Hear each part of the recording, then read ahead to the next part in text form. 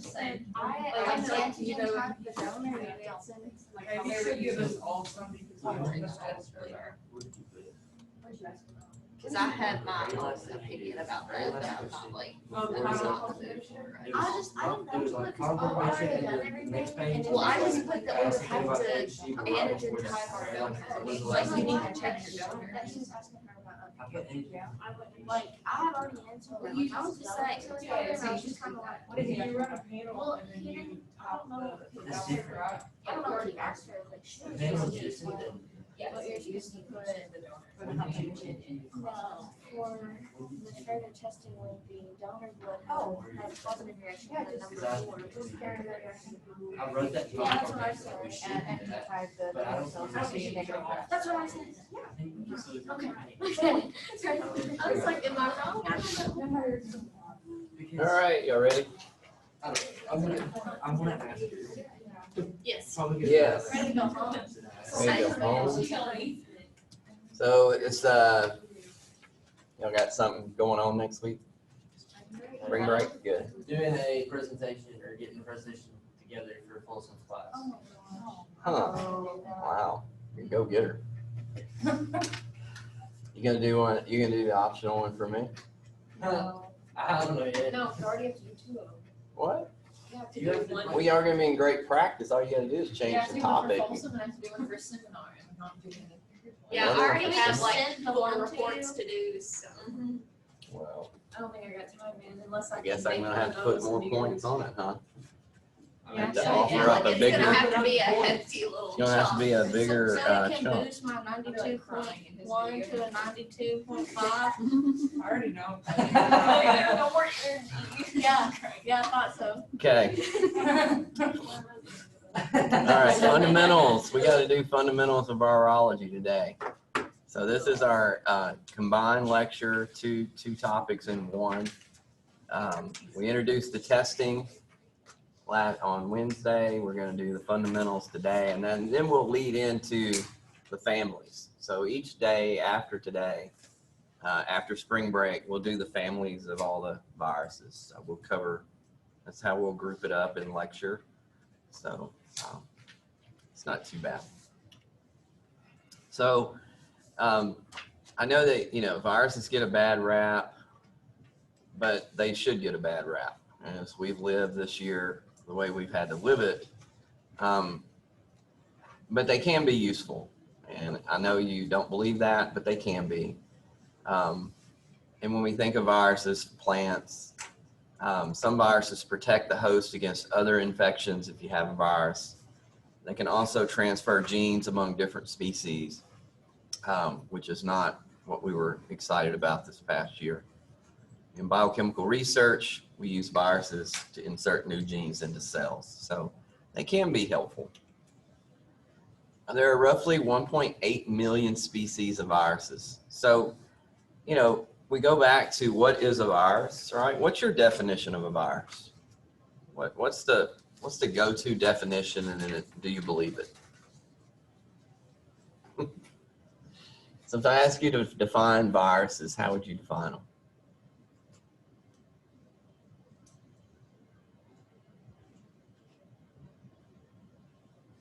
Anybody? Nothing? Nothing. I mean, what are they? A parasite? Are they a living organism? Are they alien? What are they? I mean, now that you've gone a year with one that has spread through the whole entire world because it was new, what do you think?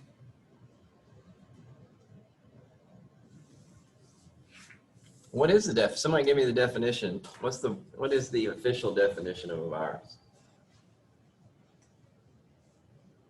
Why is it in microbiology? It's a small collection of genetic code, either DNA or RNA, surrounded by a protein coat. Okay, that's the that's not like how would we classify them, but that's an important definition. Or can they live? Are they living?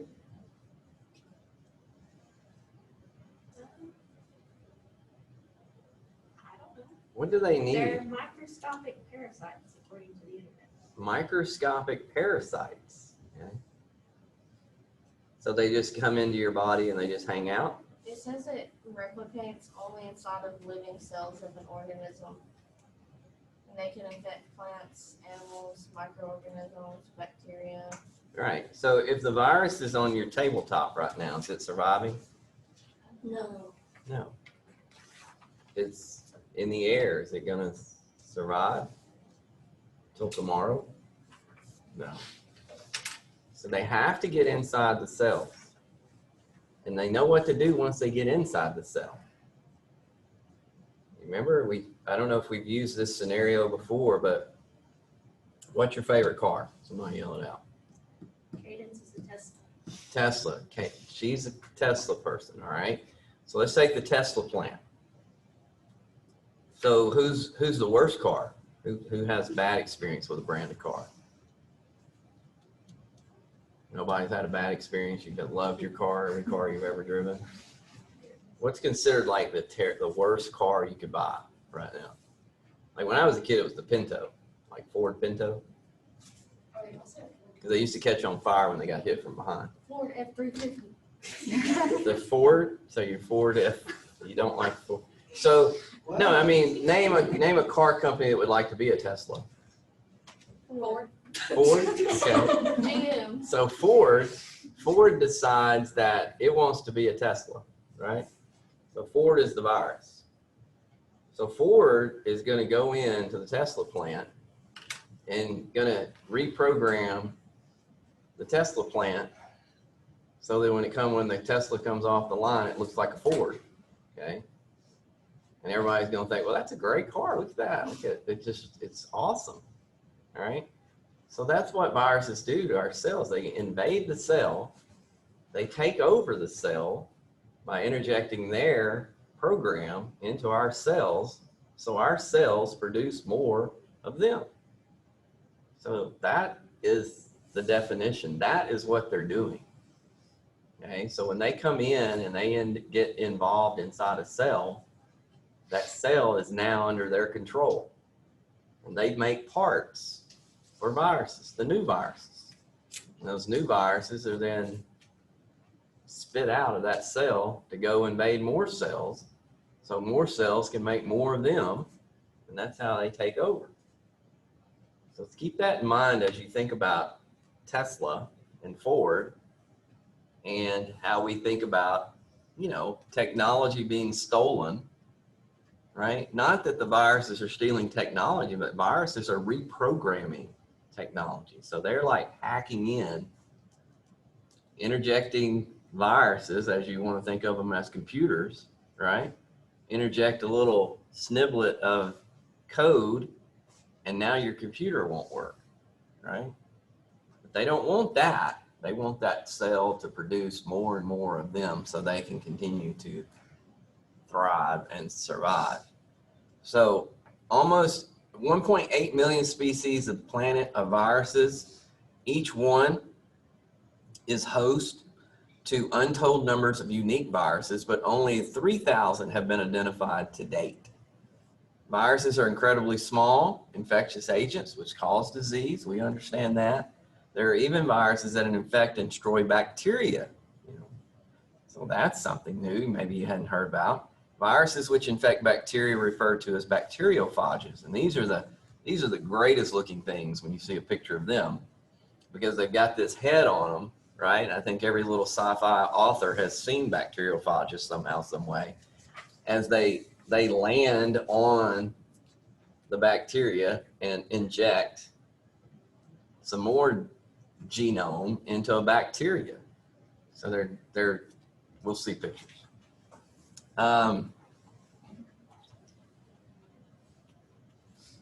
Description of smallpox has been found even back to 2000 BC.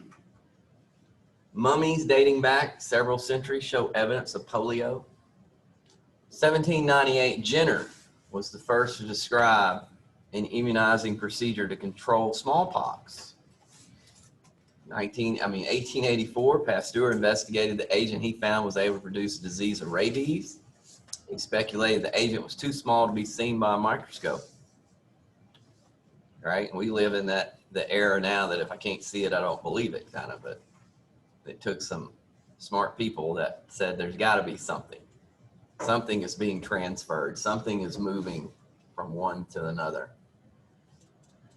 We had Chamberlain, 1887, using unglazed porcelain, and a German named Berkefeld used diatomaceous earth, developed filters capable of retaining bacteria, so that they figured out it wasn't the bacteria in the stuff that was causing the transfer of disease. It had to be something smaller. 1892, 1898, Russian used the Chamberlain filter and the Berkefeld filter and found that bacteria-free homogenates of tobacco mosaic disease remained infectious after passage through the filter. So there was something, right? So we're kind of following this path of discovery here. 1902, using human volunteers, Walter Reed showed that the agent of yellow fever was filterable in arthropod born. I don't know if you've ever heard of Walter Reed, but there's a Walter Reed Medical Center. I think isn't that where the president goes? He goes to Walter Reed. It's right out of Washington, D.C. 1911, Russ discovered the foul sarcoma can be transmitted by a filterable agent. 1915, Fort and DeHerald discovered transmissible lysis of bacteria by filterable viruses, and he coined the term bacteriophage. DeHerald did. So that's kind of our history of, if you really love that, want to go back and look. So the word virus first referred to all infectious agents, much like the word germ. Later, the term filterable virus was coined to describe organisms which pass through the same filters retaining bacteria. Eventually, small infectious agents were called viruses. Here's the definition I was looking for. Obligate intracellular parasite. Did not hear that, but that's usually how we describe viruses or define them. They cannot reproduce outside the living cell, so it's always that debate. Are they living? Right? Because when we think of something that's living, we think of it as you must be able to reproduce yourself, but they have to have help. So that's why we call them obligate intracellular parasites. Thus, we combine these with parasitology. Coined the phrase, this is parasitology class, and we had to do virology in the middle of it, at the end of it. A little more than a strand of DNA and RNA coiled inside an insidious delivery capsule. A virus is as close to a complete reduction of biology as you can be. It contains the heart of life, genetic code, with only the barest of bodies. So there are awesome little things. I don't know what to really say about them yet, but they're awesome, right?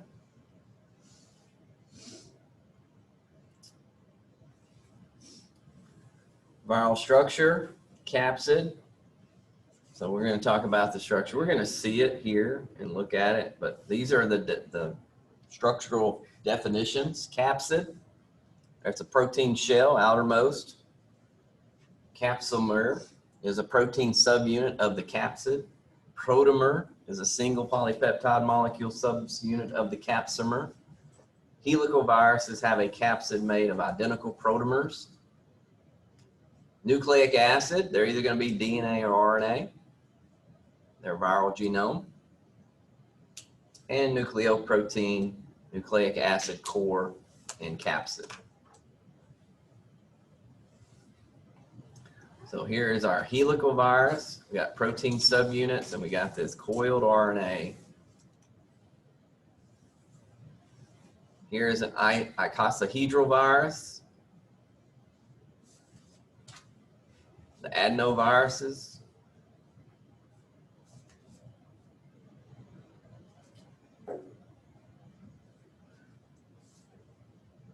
They can be enveloped. They can have an envelope or non-envelopes. Envelopes consist of the host cell's lipid bilayer. So how do they get this envelope? When they are spit out of your cell, they take some of your cell membrane with them, covering them up.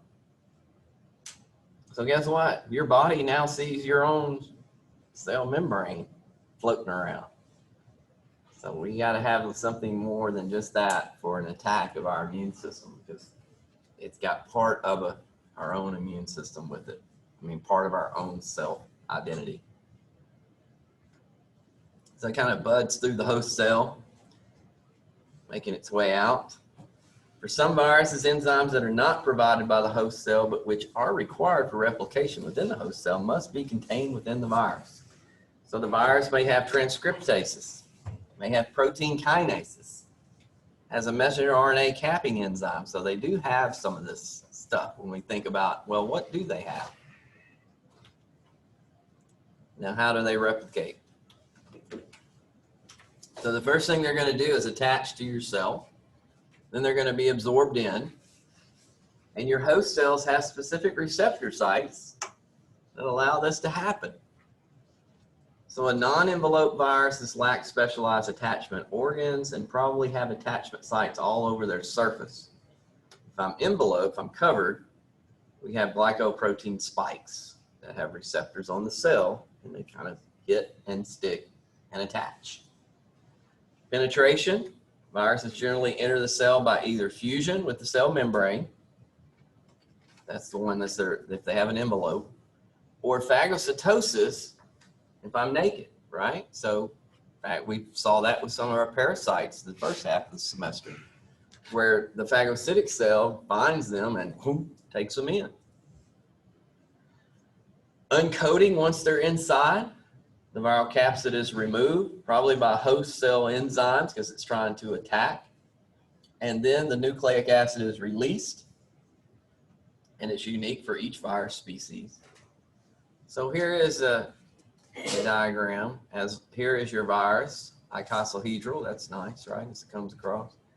And here are our receptors of on the cytoplasmic membrane. It hits it, it sticks it, right? Like gymnastics. And then it is here, this one is going to cut an edge of the host membrane and inject viral genome. That's direct penetration. Here is membrane fusion, where it sticks, rolls in, opens up, and releases the virus here, gets inside, and then uncoats itself here. It can be endocytosis, where the cell actually,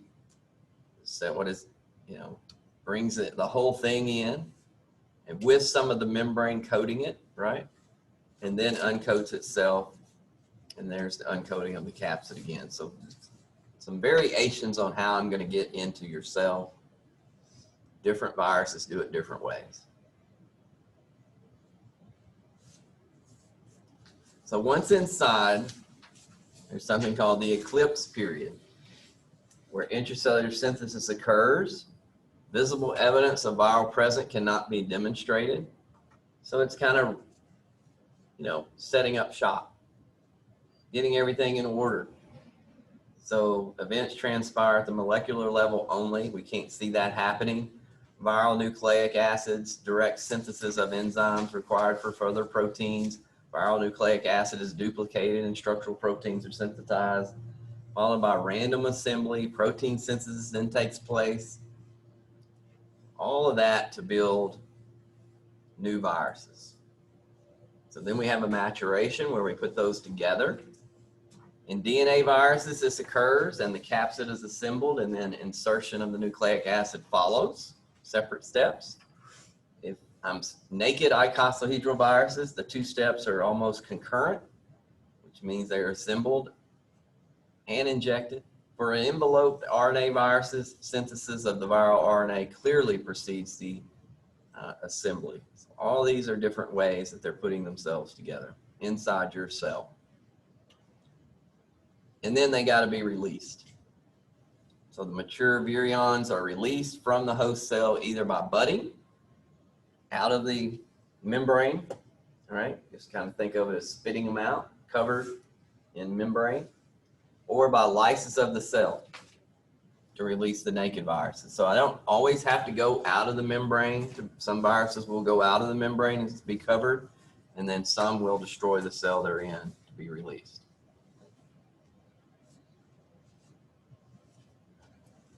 A little different drawing here where we're coming in, attaching, uncoating, and then we have our viral genome here. DNA replication. Okay, oh, over here, this is where we're inside. We're putting out our messenger RNA, our new proteins, then we're packaging it up together, getting that ready to interject into the virus. This is getting ready to spit out. So here's a quick glossary of our terms.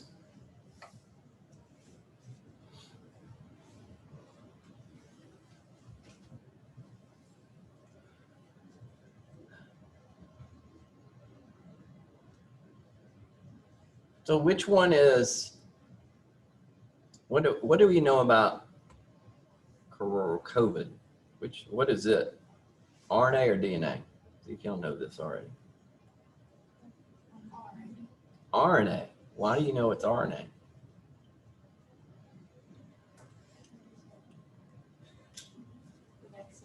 The vaccine's RNA, right? Okay, good. That's one way. You didn't catch it the first one describing. So we're going to go with, I've always said pico, picorno, corna, parvo, herpes, pox, rhabdo, arena. Okay, so we have some of those because I always say pico RNA is where I get this, small RNA viruses.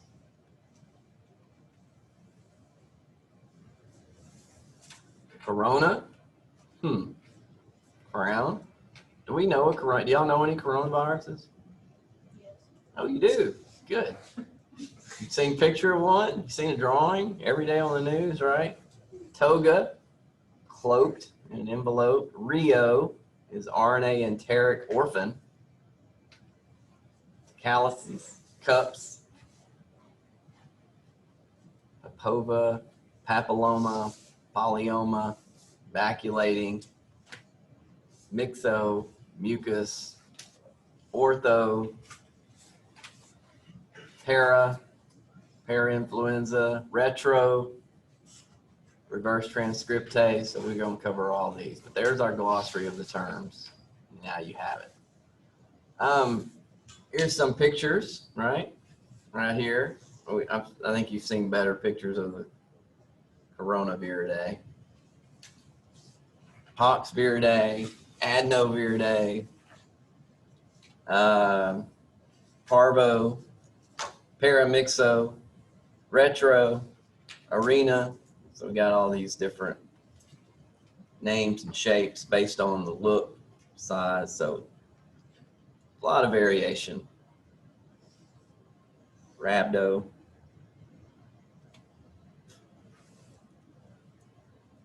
So we got a chart here that goes over our microorganisms since we're putting them all together.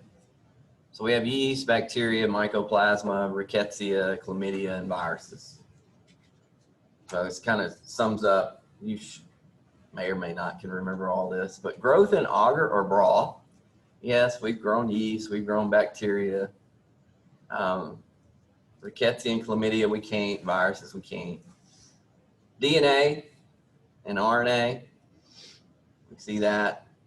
With everything but viruses, they're going to be one or the other. Cell walls, ribosomes, and susceptible to antibiotics. So we get this little blank down here, just, you know. So again, we go back to the question of, are we living or are we not? Okay. All right. So,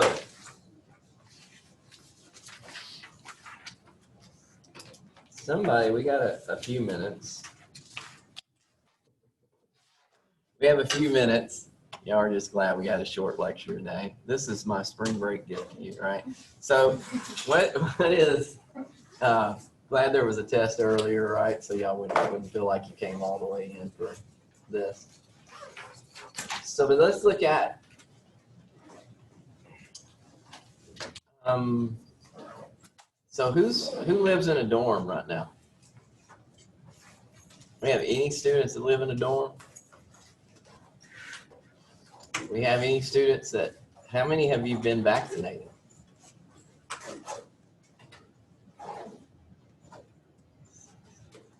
How many plan on getting vaccinated when it's time? That's pretty much all right, good. Good, so there is a vaccination clinic. Some of your friends or classmates living in dorms are gonna be offered up the vaccine right after spring break. Okay. We're getting there. We're doing vaccination clinics around the state every day. How many of you the last time you checked to see how many cases there were on campus? Anybody done that lately? Right. So as we shift, you can see the shift over this time period where we've gone from testing, gotta know, to hey, there's a vaccine. When can I get the vaccine? There's been different things with the vaccine. There's been, right? I've seen guilt. Anybody feel guilty that you already got the vaccine? I've seen people that feel guilty that they've already gotten it because they didn't think they really needed it. Like, why am I up on the list and somebody else is not up on the list? Maybe I should give up my spot for somebody else. That's true stuff. I mean, I'm not. Yeah, you can say that about anything in life. As long as you Yeah. just You can. It's like letting someone go before you to get the last carton of eggs because they look like they're hungrier. So. What I'm trying to do is I'm trying to give you some ideas for your presentations, right? Some topics you may want to pick and choose for your presentation. So which is better? Which vaccine's better? Pfizer, Johnson. Moderna, Johnson & Johnson? Which one? Which one has less side effects? Which one was easier to store? Which one was preferred over the other? Which one's going to give better immunity? All that's coming. All that information should be starting to roll out a little bit, especially the side effects. All right. Do you have to have side effects to have an immunity response? Some people were told that. Some people were told, oh, it's good that your arm swelled up and you started running fever and you felt awful for 2 days. That means your body's responding well. What are some other topics? So what's coming next? What's the next step? It's coming up, April 1st. What's coming up? April Fool's Day. What's that? April Fool's Day. It is April Fool's Day, but so I think the governor should come on before that, right? What's the governor going to do March 30? We have 31 days in March. I thought that, I was talking to my mom about that this morning, the mask mandate going away. I thought they were taking that back because now they're looking at the second version of Corona, and now there's like articles saying that we shouldn't get rid of the masks on the 31st. Good topics for your presentation. Yeah. So we already know here what? There's already been a ruling that we're going to finish the semester as is. So we'll still do this till May. But come April 1st, it's going away.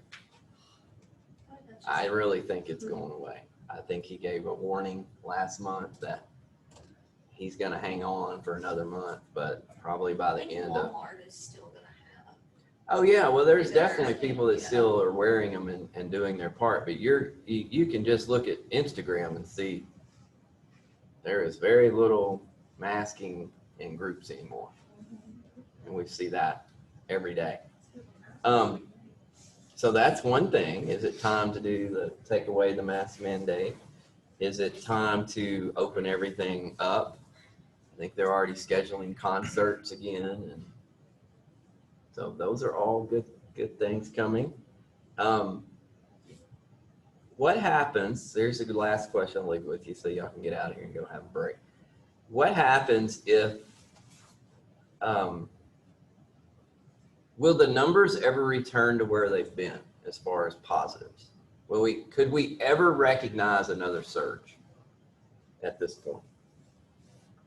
Let's say there is a new variant hits town and the hospitals start seeing 20, 25, 30 patients come rolling in, suffering. Would that be recordable? Could you record that in any other way as we've been recording our numbers so far?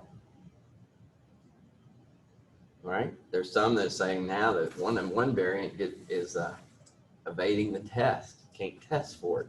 Doesn't show up as positive on a test. What do you think? Some good topics. I hope y'all do this because I think the more you present, the more you do a little, and this is simple presentation. I don't even rubrics. I don't even look at, I watch them and give you your points. That's basically all this presentation is going to be. It can be 2 minutes. It can be 15. I don't have any requirement. If you want to just turn on your camera in the car and talk over some information, that's a presentation. So mine is basic, simple. But I think the more you practice on delivering the information that the better you're going to be at being the expert to be asked. Some experts have been experts for over a year now, and they have turned their life, I couldn't do this, but they've turned their life into, I am on TV every day giving my expert opinion about everything, okay? Some people have thrived on that. I worry about their mental status once this dies down. What's their role going to be after this is over? Are they going to be okay not being asked for their opinion every day about what they know and what they don't know? Can they actually go back to real life of, other things? So yeah, for this one, it's simple. And it's just a way of getting you to think about, if I'm working at the hospital and they ask me to go on TV, if you look back at the interviews that the health department did a year ago and the governor a year ago, I mean, this has been great for the governor. His presentation has gotten so much better from the year past to now. I mean, he is very polished in presentation now, of doing press conferences every day. So that's the practice. Because I want you to feel like if you're in this profession and we have another outbreak of a virus, or you want to give the history of this virus outbreak, you can sum it up and be on TV or on the radio and be somebody that we want in that out here to help promote our profession and what we're doing and what we know, instead of relying on them to find somebody else. So that's the whole point of doing it. That's why we wanted to do it. So yeah, I'll figure out a way to make these points happen, because I know most of you don't need the points in this class because you're doing so well. Congratulations to you. All right. But I'll figure out a way. So, all right. Y'all have a great spring break, and we'll see you back on, Tuesday after spring break for Virology lab.